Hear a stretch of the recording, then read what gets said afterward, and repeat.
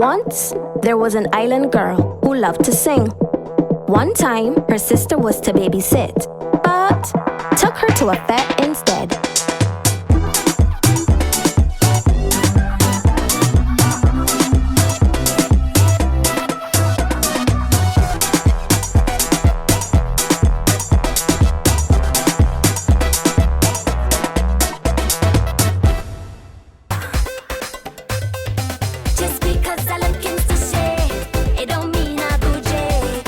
Now, if you grew up in the Caribbean, you know when you're of the fairer complexion, there's always that mentality of, oh, she must be Stush, but being, or the fact that how I look, you know, the classy, the posh, or whatever. But I'm not. I'm a real down-to-earth person. I love to skin my mouth. And the bougie part is, I think, what we thought about it is where you bring the bit of arrogance. So that's why we say you're not bougie. So just because you look sweet off, classy, you dress nice, it doesn't mean you're stuck up. We're good girls.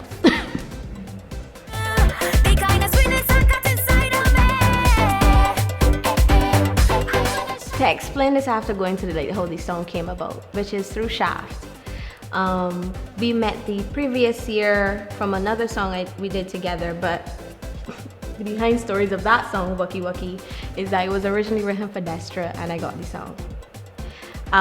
So when he got to learn my personality and whatever, that's where the whole Stush and Bougie and all that came from. But for me, it was a turning point as an artist because I wanted people to know what I had inside. I was finally finding my voice and how I wanted to sound, and it was the song also that people like generally started to accept me.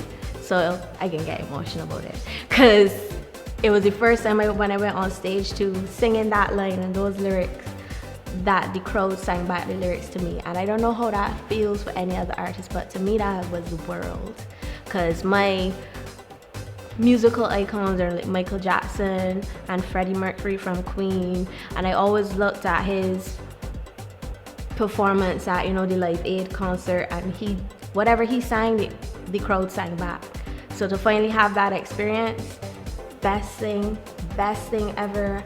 And from the day one Shanta fans that truly embraced that song and made it best, I love y'all on my heart.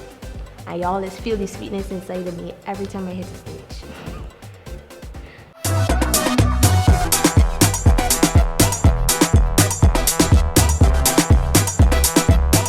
Well, one of the very most influential people in my career is none other than Dwayne Antrobus, aka Dwayne. And when you see this, buddy, you know you mean the world to me. I gotta say thank you from the bottom of my heart, because that's a day one. I was doing vocal training with Indra Rudder. I was one of her first vocal students, and she was using a room at Monster Peace Studio. And at that time, I didn't know that he was up front, you know, working with stuff with Peter. And she's like, well, somebody that I want you to meet. It's okay. So I got in this room and he and there mixing down and whatever, doing this channel. He's like, you could write? I said, yeah. He gave me a CD with some beats, and I went in the back room and I wrote the song and came back like 20 minutes later and I recorded a demo. And that is like such a big moment because I was trying so hard to get into, you know, doing something, and for someone to just instantly click with me like that and go forward, blessings on blessings, best thing that ever happened to me in life. Unfortunately, that song couldn't release because I was like, 17, and the song the name Nasty Girl, and he was like, you know that we can't put this out, right? Because people could be like, who's this little red skin girl that with this song? But I was really proud because when I went home to my mother and my sister, you know how parents are, weren't really thinking about the music thing, but I came home with a product and I was like, okay. And he started up his studio, and the first song we ever did together was a song I wrote called Island Girl, which is why the series is called Island Girl Living. That was it, the beginning of it. And that Dwayne has been my biggest supporter, my parent in the industry, because everybody will feel like, yeah, I get baby. No, I do not. I do not. And it's also through Dwayne that I met another very influential person in my career, being Rick. No, everybody loves Rick. I am a Rick fan, die hard to the end. And once again,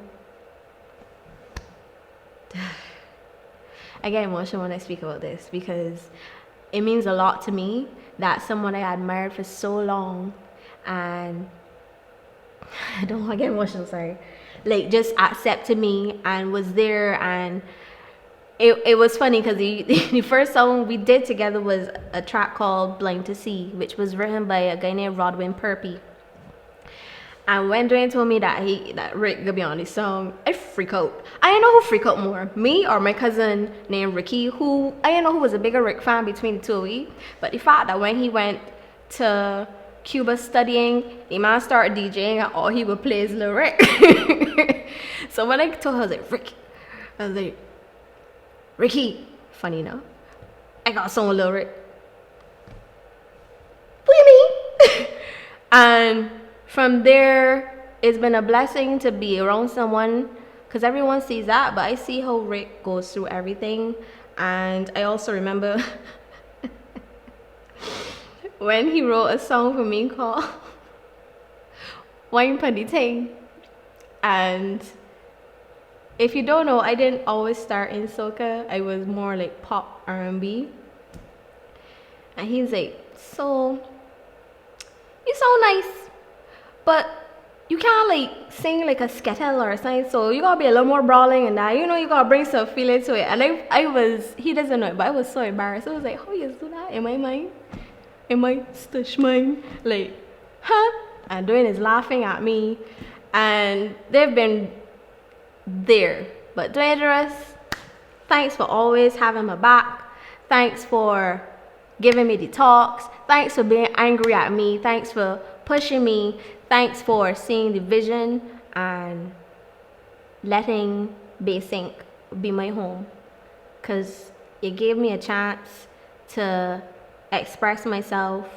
You helped me to find who I wanted to be as an artist, while still educating me about things and protecting me from things that, you know, especially as a female in this game, that, you know, you don't want to experience. So thank you for that. To Rick, thank you for always being a listening ear and seeing the vision and helping me when, you know, you really didn't have to. Because even the years that we didn't have songs together, when I was first starting out on those collabs, he would still bring me on the stage. He would still push me. And I'm so grateful, because there are a lot of people that want to give, you know, upcoming artists the time of day, and you did. So I'm really thankful for the two of them. But don't worry, we still got enough more to do. Enough more. Also got to shout out another big brother to me in this industry, which is Peter Ram. Ram is the first person to bring me on stage when I had the same song. And he's like, I was technically not even out front yet. I was in tent, singing back up at Bacchanal Time tent. And Ram was like, you got this song, you got to come and sing it. And he would go on stage and he'd be like, Shanta, come out. But I think the biggest moment was when he was performing at, I don't want to get the name wrong. Is it Wetfair or 10 to 10? I think it was 10 to 10. Is it Shanta? Can I say the band didn't know the song? Nothing. But Ram bring me on stage. He's like, yeah, beat a beat and Shanta sing. And that was really my first introduction, being out front on stage at a stage that big. Nobody didn't know who I is. And Peter Ram is there bigging me up. So Ram too, like, and it's really funny That is in these moments, like these big dogs, these male figures, within me, this little tiny 1.5, sometimes 2 girl given a chance. So I really appreciate all those guys. I have to always big up Pyramid Entertainment also, because before I was officially with them, when I was one of their artists, they still looked after me.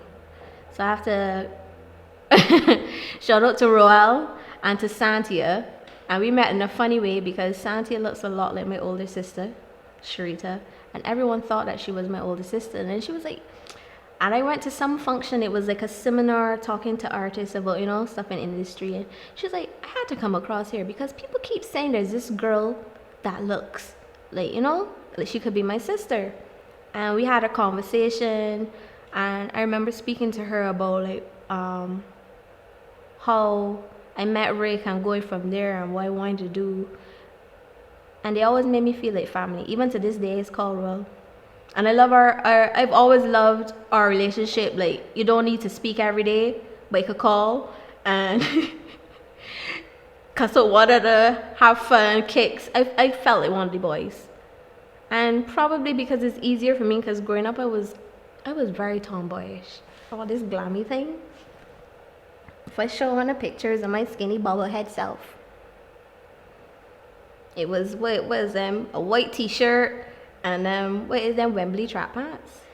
Yeah, I have a picture that I really would never want to surface now, but yeah, that was me being one of the boys. But Pyramid, happy for that, back in our time, because they gave me the opportunity to experience. I was now experiencing what it is to be in the soca industry, that atmosphere. And anyone who's been to a bacchanal time tent, that atmosphere is something different. You gotta be prepared.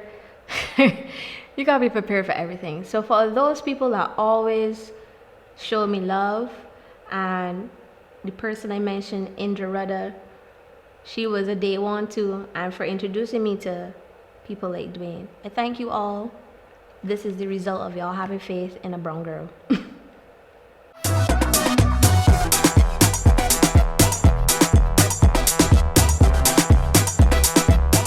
It's my sister's fault that I in this thing. She was supposed to be babysitting me, and she wanted to go. And she was like, if you don't tell. And I was on the back of that truck, standing up singing Coalition Square One at Allison Hines. And I was like, yeah. Now for me, this is the best moment I don't think I've ever shared with her, is that for Stush, I remember it being one of the first songs I had that she was like, yeah, this is we song. This is our song. And Stush originally didn't release in Barbados first. It released in Antigua.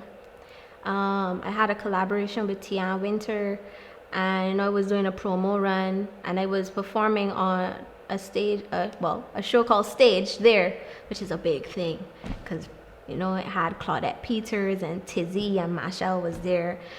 And so I go there and I do the run, and I didn't have, because of management time, things were busy.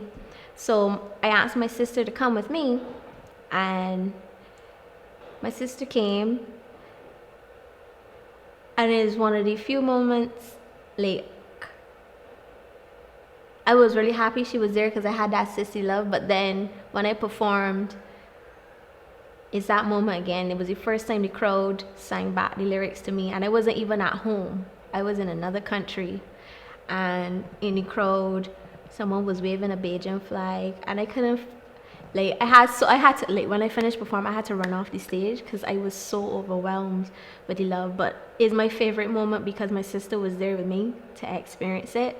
And I think possibly the first time she really saw, well, yeah, this is what I want to do, this is the dream and where it's going.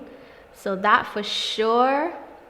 And if I have to speak about other great moments, each one of the songs, I love seeing the different types of people that love it. But I think the best moment is I was in Sheraton Mall, and I'm going in the car park, and I feel this little tug on my pants. And I looked down at this little person. I said, I really like your song. Grab somebody and tell them hello. And those moments, the appreciation from someone that small to older people, those make it the best. And with Stush too, it carried over because when I came home, found out I was in semis. I was like, yo, like it went from, yeah, you're an artist that people hear about, but like I said, I started to feel like welcomed. And that I will never forget that Soca Titans too. Had on my hot outfit. First time I had dancers. I got big up Justin Polio because he choreographed for me. He organized the girls and the crowd and the Bajan crowd sang back to me. I was like, shh, I just don't want this to end. So that is definitely it.